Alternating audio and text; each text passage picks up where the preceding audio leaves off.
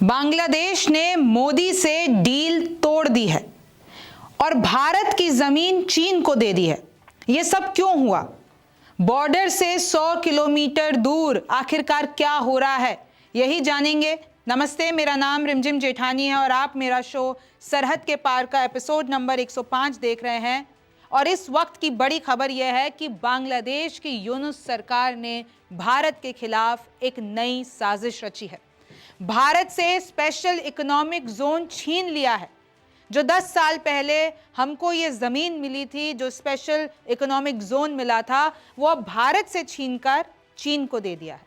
चीन को drone factory बनाने के लिए वही भारत की जमीन दे दी है। बांग्लादेश ने चटगांव में भारत को जमीन दी थी, अब वही जमीन चीन की है। सेज मतलब स्पेशल इकोनॉमिक जोन। ये जो भूमि आवंटन किया था बांग्लादेश ने भारत को, उसको रद्द कर दिया है।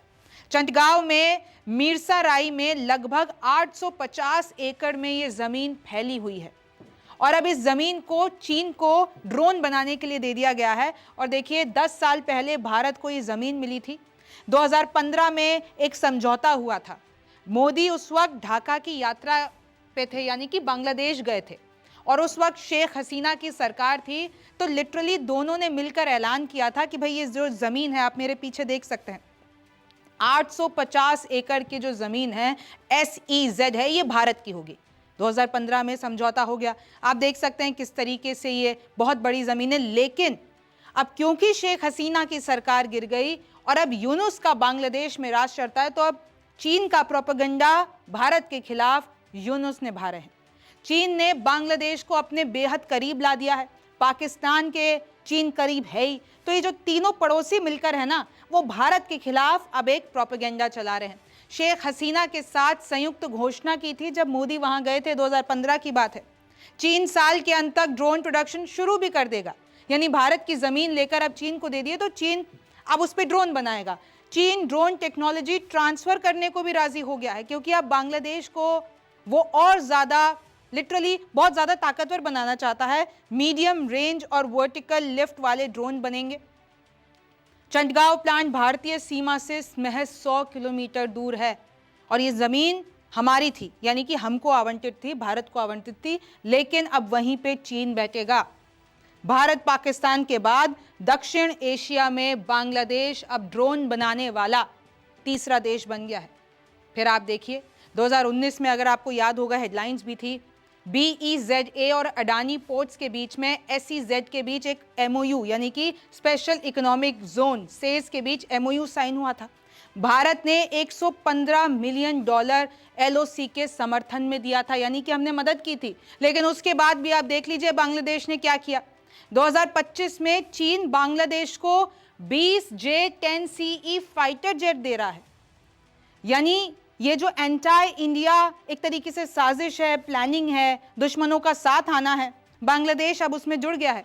अब चीन बांग्लादेश को 20 फाइटर जेट देगा और इनफैक्ट चीन ने कहा है बांग्लादेश को कि भैया पेमेंट आराम से करते रहना, जरूरी नहीं है कि जो 20,000 करोड़ डॉलर है, माफ कीजिएगा 20,000 करोड़ रुपए है, वो आप अभी दो। चीन ने बांग्लादेश को ये कहा कि 20,000 करोड़ रुपए जो हैं वो आप आराम से 10 साल में देते रहना, हम आपको इस साल के अंत तक ये जेट देना शुरू कर देंगे। चीन की एयरफोर्स बांग्लादेशी पायलट्स को ट्रेनिंग दे रही है, यानी चीन ने अब बांग्लादेश का जिम्मा उठा लिया है। लिटरली चीन अब बांग्लादेश के पायलट्स को अपनी तरह, यानी चीन की तरह ट्रेनिंग देगा। अब बांग्लादेश जो है एडवांस वायुसेना तैयार कर रहा है। अब इसके पीछे क्या साजिश हो सकती है?